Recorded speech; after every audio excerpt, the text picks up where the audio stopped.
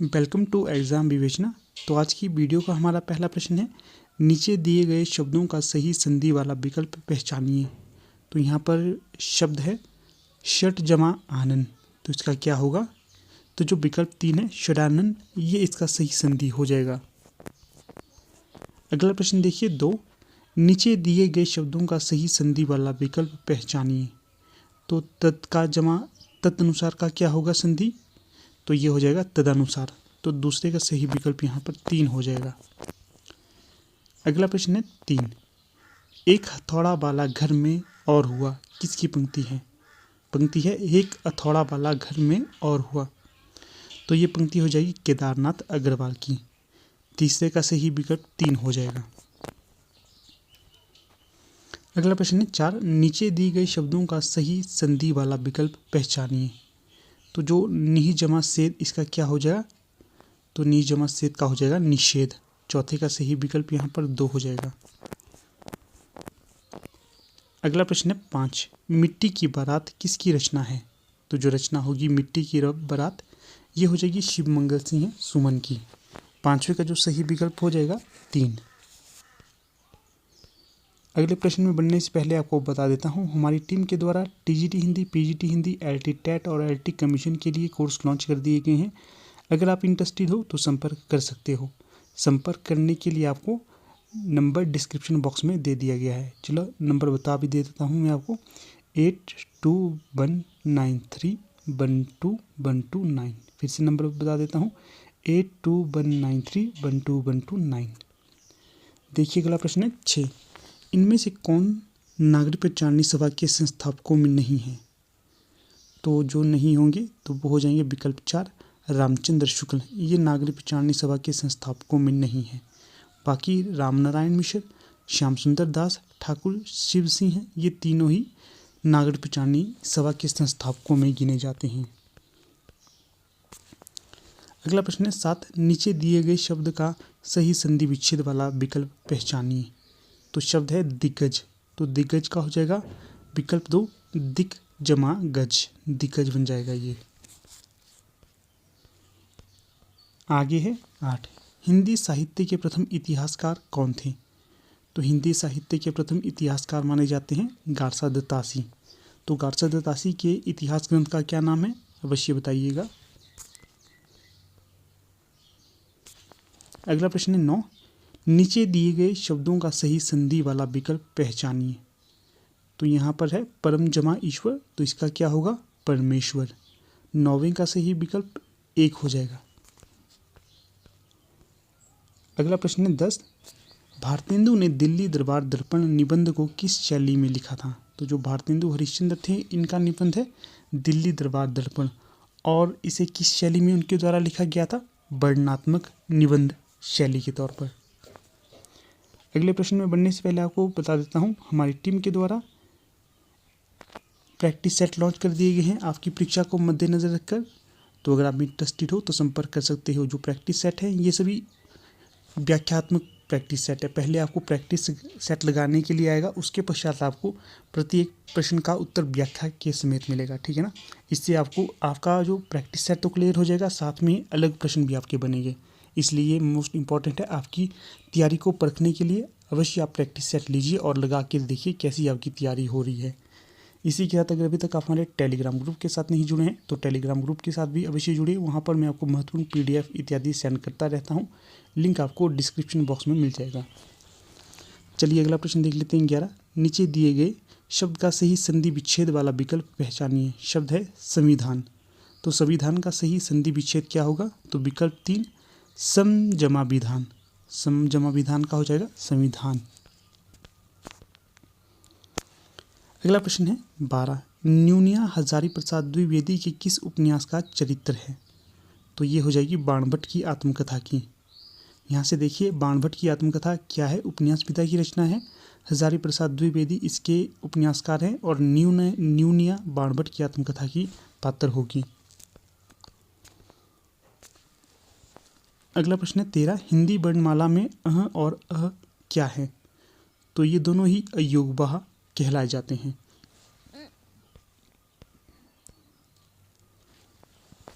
अगला प्रश्न है 14, नीचे दिए गए शब्द का सही संधि विच्छेद वाला विकल्प पहचानिए। तो शब्द है मात्रादेश, तो इसका होगा विकल्प 3 मातृ जमा आदेश। 14 का सही विकल्प 3 हो जाएगा। अगला है 15, नीचे दिए गए शब्द में प्रयुक्त संधि भेद का सही विकल्प चुनिए। तो जो अत्यंत है अत्यंत, तो इसमें कौन सा संधि प्रयोग में लाई गई है? तो ये हो जाएगी यण संधि। आगे है 16, निम्न में से भाषा विज्ञान की पद्धतियाँ कौन सी हैं? तो जो विकल्प 2 है वर्णनात्मक, साहित्यिक और ऐतिहासिक, ये तीनों ही भाषा विज्ञान की पद्धतियों के अंतर्गत आती हैं। आगे है 17, निम्न विकल्पों में से कौन सा रससूत्र के व्याख्याता हैं? तो जो विकल्प 2 है लोलट, शंकुक, भट्टनायक, अभिनव गुप्त, ये चारों ही रससूत्र के व्याख्याता माने जाते हैं।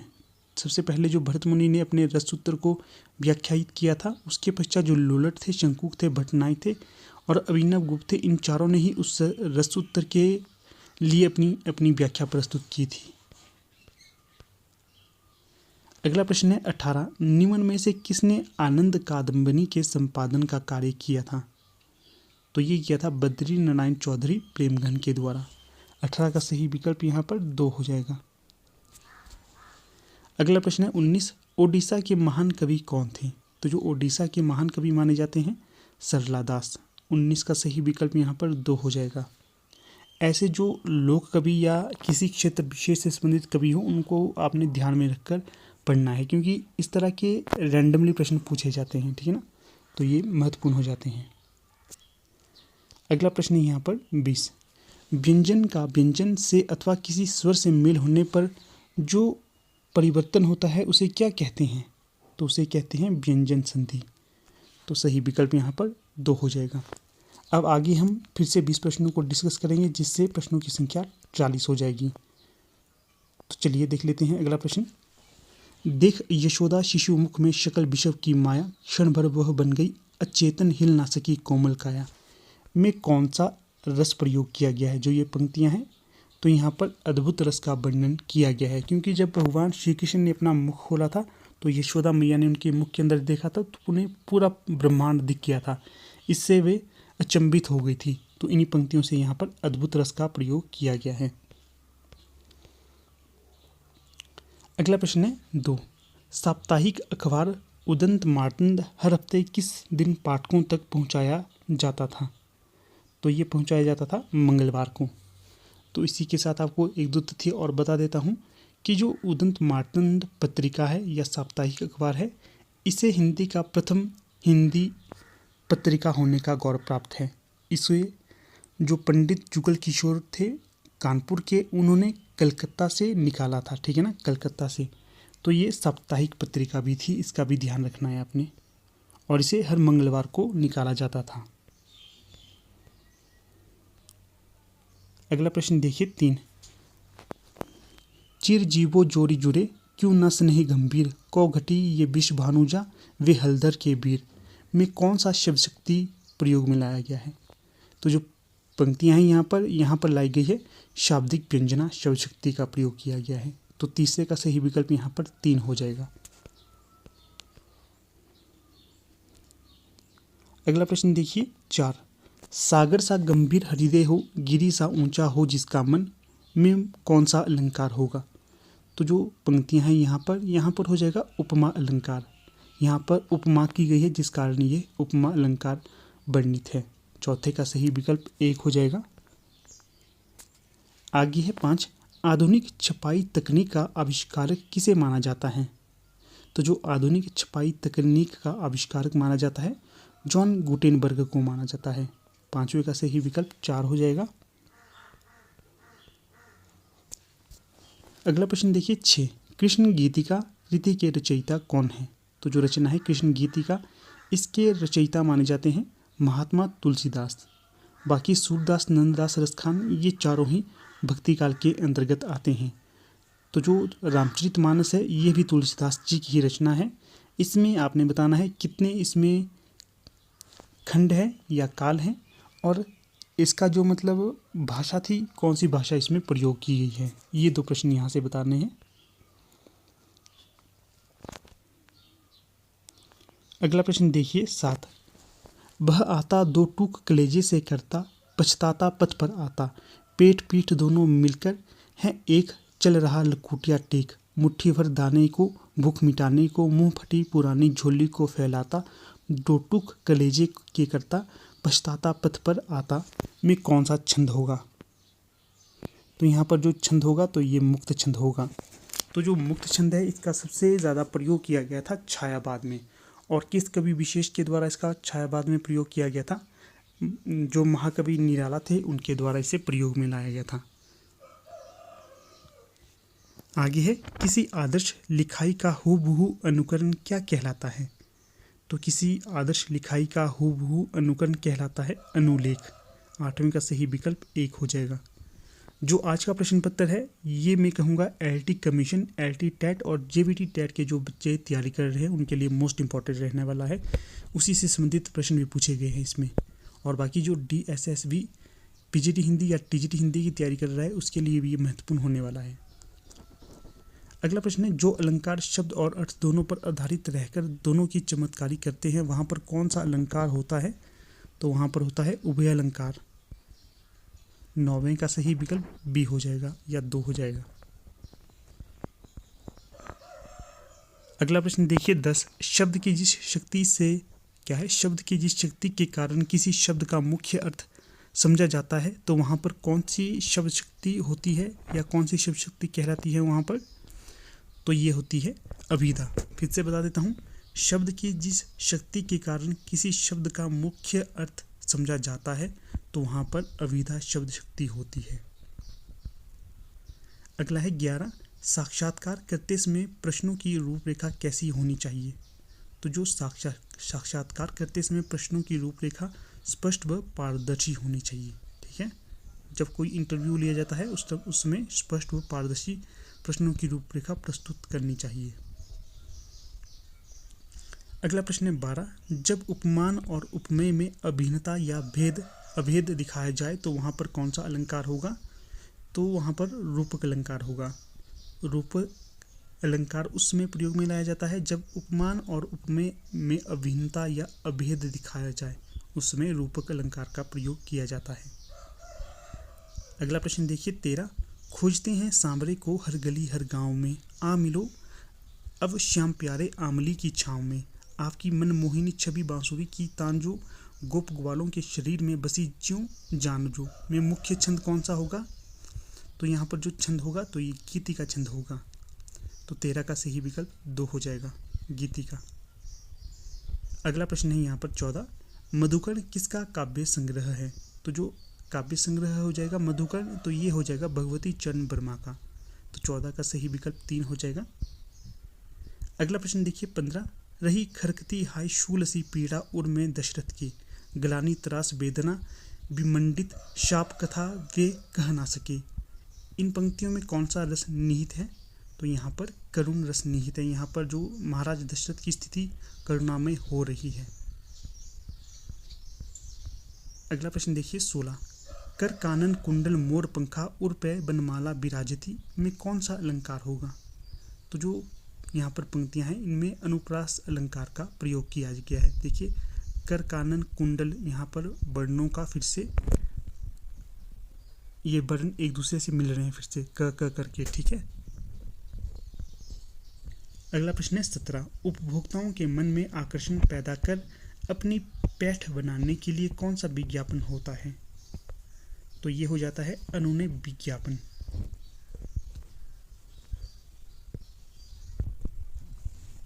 अगला प्रश्न है यहाँ पर 18।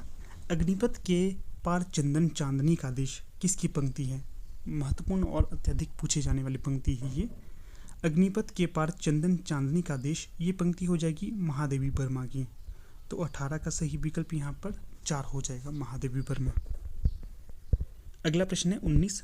भारतीय प्रेस परिषद की स्थापना कब हुई थी? तो जो भारतीय प्रेस परिषद है इसकी स्थापना हुई थी 4 जुलाई 1966 को। यह भी इम्पोर्टेंट प्रश्न है। 4 जुलाई 1966 को भारतीय प्रेस परिषद की स्थापना की गई थी। अगला और आज का अंतिम प्रश्न है, सच की तरह क्या है, सच की तह तक जाकर उसे सतह पर लाने या उजागर करने को हम क्या कहते हैं? तो ये कहते हैं खोजी पत्रकारिता। तो ठीक है, 20 का सही विकल्प यहाँ पर 1 हो जाएगा। तो वीडियो को समाप्त कर, अपभ्रंश भाषा का स्थिति काल क्या है? तो यहाँ पर आपके समक्ष 4 विकल्प दिए गए हैं। 1500 ईस्वी से लेकर 500 ईस्वी पूर्व तक, 500 ईस्वी से लेकर 1 ईस्वी पूर्व तक, 500 ईस्वी से लेकर 1000 ईस्वी तक और 1000 ईस्वी से लेकर 1500 ईस्वी तक। तो बताना है यहाँ पर सही विकल्प कौन सा होगा। तो जो सही विकल्प यहाँ पर हो जाएगा तो वो हो जाएगा विकल्प सी। क्या होगा? जो अपभ्रंश भाषा का स्थिति काल रहेगा ये 500 ईस्वी से लेकर 1000 ईस्वी तक रहेगा। जैसा कि आपको पता ही होगा, जो अपभ्रंश आती है मध्यकालीन भारतीय आर्य भाषा के अंतर्गत। इसमें 3 अन्य और आती हैं। कौन कौन सी? पहली तो होगी पाली, दूसरी प्राकृत और तीसरी अपभ्रंश। ठीक है ना, इसका ध्यान रखना है। जो अपभ्रंश का काल क्या है? 500 ईस्वी से लेकर 1000 ईस्वी तक। तो इसका ध्यान रखिएगा, यहाँ पर आपको ये व्याख्या बता दी है। आगे देखिएगा, पूर्वी हिंदी की उत्पत्ति किस अपभ्रंश से हुई है?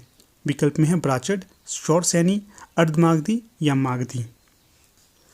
तो जो सही विकल्प यहाँ पर हो जाएगा, जो पूर्वी हिंदी की उत्पत्ति अर्धमागधी अपभ्रंश से हुई है। इसका आपने ध्यान रखना है, इंपॉर्टेंट प्रश्न है ये।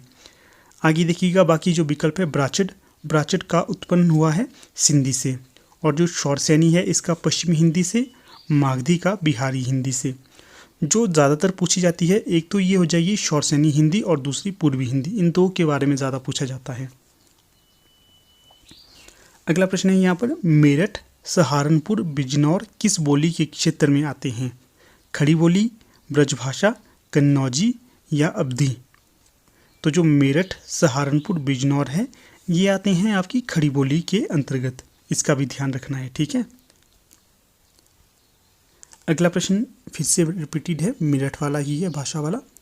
आगे देखिए, ईसुरी किस बोली के लोक कवि हैं? तो विकल्प में है ब्रजभाषा, कन्नौजी, अवधी या बुंदेली। तो जो सही विकल्प यहाँ पर हो जाएगा तो वो हो जाएगा विकल्प डी, बुंदेली। जो ईसुरी हैं ये बुंदेली के लोक कवि माने जाते हैं। तो यहाँ पर थोड़ी सी व्याख्या है, व्याख्या को भी देख लेते हैं।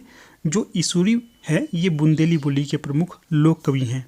बुंदेलखंड में बोली जाने वाली बुंदेली का क्षेत्र झांसी, जालौन, हमीरपुर, ओरछा, भोपाल, सागर, होशंगाबाद जिलों तक फैला है। इस प्रकार जो दक्षिणी उत्तर प्रदेश, मध्य प्रदेश का मध्य भाग है इस बोली के अंतर्गत समाविष्ट हैं, किंतु जो बुंदेली में साहित्य रचना बहुत कम हुई है, इसका ध्यान रखना है। जो बुंदेली भाषा है या बुंदेली बोली है इसमें आपको बहुत ही कम साहित्य मिलेगा। जो कुछ एक मिलते हैं उसके नाम के जो प्रमुख हैं वे हैं लाल कवि के द्वारा छत्र प्रकाश की रचना बुंदेली में की गई है। इसका भी ध्यान रखना है, ये तथ्य भी आपसे पूछे जा सकते हैं। अगला जो प्रश्न यहाँ पर पूछा गया है, राजभाषा आयोग का गठन संविधान के किस अनुच्छेद के अंतर्गत हुआ है? तो विकल्प में है अनुच्छेद 344, 45, 46 या 47। तो जो सही विकल्प यहाँ पर हो जाएगा तो ये हो जाएगा विकल्प ए, राजभाषा आयोग का गठन संविधान के अनुच्छेद 344 के अंतर्गत हुआ है। आगे देखिएगा, इन्हें आरोही क्रम में कालक्रमानुसार निर्धारित करें। यहाँ पर आपके इसमें कुछ पत्रिकाएं दी गई हैं, उसको आपने कालक्रम के अनुसार निर्धारित करना है। तो देखिएगा कौन सा सही विकल्प यहाँ पर होगा।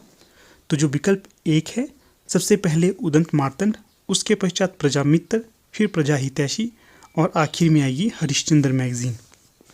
अगर इनके जो कालक्रम के बारे में पूछा जाए वो भी बता देता हूँ। देखिए, जो उदंत मार्तंड है इसका कालक्रम है 1826 ईस्वी और इसके संपादक अगर पूछे जाएँ तो ये जुगल किशोर हो जाएंगे। फिर है प्रजामित्र, इसका कालक्रम हो जाएगा 1834 ईस्वी, प्रजा हितैषी 1855 ईस्वी और हरिश्चंद्र मैगजीन इसका 1873 हो जाएगा। कुछ एक ये पत्रिका हैं, इसका आपका समय भी पता चल गया और इनके संपादक के बारे में भी आपको जानकारी मिल गई। फिर आगे देखिएगा, भारतीय संविधान ने अंकों के किस रूप को स्वीकार किया है? तो विकल्प में है भारतीय अंकों को, भारतीय अंकों के अंतर्राष्ट्रीय रूप को, भारतीय मूल के अरबी के अंतर्राष्ट्रीय रूप को या उपयुक्त सभी को स्वीकार किया गया है। तो यहाँ पर सही विकल्प हो जाएगा तो वो हो जाएगा विकल्प बी, भारतीय अंकों के अंतर्राष्ट्रीय रूप को स्वीकार किया गया है। आगे देखिएगा, ये भी रिपीटेड प्रश्न है। अगला प्रश्न है, कवि वचन सुधा पत्रिका का प्रकाशनारंभ वर्ष क्या है? या फिर ऐसा पूछा जाए, कवि वचन सुधा को कब प्रकाशित किया गया था? तो विकल्प में है 1865, 1868, 1880 या 1879। तो जो सही विकल्प यहाँ पर होगा तो वो आपने बताना है। तो जो सही विकल्प हो जाएगा तो वो हो जाएगा विकल्प भी, 1868 ईस्वी में कवि वचन सुधा का प्रकाशन किया गया था। तो अगर ये पूछा जाए किसके द्वारा किया गया था, तो ये भारतेंदु हरिश्चंद्र के द्वारा किया गया था। और कहाँ पर किया गया था? काशी में किया गया था। इसी के साथ पाला बोधिनी, हरिश्चंद्र मैगजीन भी जो भारतेंदु की ही पत्रिकाएं मानी जाती हैं। अगला प्रश्न है, आचार्य रामचंद्र शुक्ल के इतिहास ग्रंथ में कालों के नामकरण का आधार क्या रहा है? जो आचार्य रामचंद्र शुक्ल ने इतिहास ग्रंथ लिखा है उसमें जो कालों का नामकरण किस आधार पर उनके द्वारा किया गया है? तो विकल्प में है पूर्व परंपरा के अनुसार उन्होंने उसको फॉलो किया है, या फिर युग प्रवृत्ति के अनुसार, प्रमुख ग्रंथों के आधार पर, या इनमें से कोई नहीं। तो जो यहाँ पर सही विकल्प होगा तो वो हो जाएगा युग प्रवृत्ति के आधार पर आचार्य रामचंद्र शुक्ल ने इतिहास ग्रंथों में कालों के नामकरण को प्रमुखता दी गई है। ठीक है। अगर आपसे ये पूछा जाए कि जो आचार्य रामचंद्र शुक्ल का इतिहास है इसका प्रकाशन वर्ष क्या है, तो ये 1929 हो जाएगा। अगर आपसे ये पूछा जाए आचार्य रामचंद्र शुक्ल ने अपने इतिहास ग्रंथ में किस पद्धति को अपनाया है, तो ये विधेयवादी पद्धति को अपनाया है। इसका भी ध्यान रखना है, ये भी महत्वपूर्ण तथ्य रहेंगे आपके लिए। ठीक है। सबसे ज़्यादा महत्वपूर्ण रहेगा कि इसका प्रकाशन वर्ष क्या है, तो इसका प्रकाशन वर्ष हो जाएगा 1929। अगला प्रश्न है, इन सिद्धों एवं नाथों में सबसे पुराने कौन हैं? तो कुछ एक यहाँ पर आपके समक्ष कवि दी गई हैं, इनमें जो सबसे पुराने होंगे उनका आपने चयन करना है। विकल्प में है सरहप्पा, मच्छंद्रनाथ, कन्हप्पा या गोरखनाथ। तो यहाँ पर जो सही विकल्प हो जाएगा विकल्प ए, अर्थात जो सरहप्पा हैं ये सिद्धों और नाथों में सबसे पुराने माने जाते हैं। अगर ये आपसे पूछा जाए कि सरहप्पा की जो रचना का क्या नाम है, तो ये दोहा कोश हो जाएगा। इसका भी ध्यान रखिएगा। अगर ये पूछा जाए जो हिंदी के सबसे पुराने या सबसे पहले कवि किन्हें माना जाता है, तो ये सरहप्पा को ही माना जाता है। और ये पूछा जाए किसके द्वारा माना गया है, तो ये राहुल सांकृत्यायन के द्वारा माना गया है। अगला प्रश्न देखिएगा, द्वैताद्वैतवाद के प्रवर्तक आचार्य का क्या नाम है? निम्बार्काचार्य, विष्णु स्वामी, मध्वाचार्य या बल्लभाचार्य। तो जो सही विकल्प यहाँ पर हो जाएगा विकल्प एक, क्या है? जो द्वैताद्वैतवाद है इसके प्रवर्तक आचार्य का नाम है निम्बार्काचार्य। आगे देखिएगा, थोड़ी सी इनके जो संप्रदाय और बाद भी बता देता हूँ। जो निम्बार्काचार्य है इनके बाद का नाम था द्वैताद्वैतवाद। और इनसे अगर पूछा जाए इनका संप्रदाय क्या है, तो इनका संप्रदाय हो जाएगा सनकादि संप्रदाय। इसके पश्चात है रामानुजाचार्य, तो इनका जो बाद था विशिष्टाद्वैतवाद और इनका संप्रदाय था श्री संप्रदाय। फिर है मध्वाचार्य, इनका जो बाद रहेगा तो ये द्वैतवाद रहेगा और संप्रदाय रहेगा ब्रह्म संप्रदाय।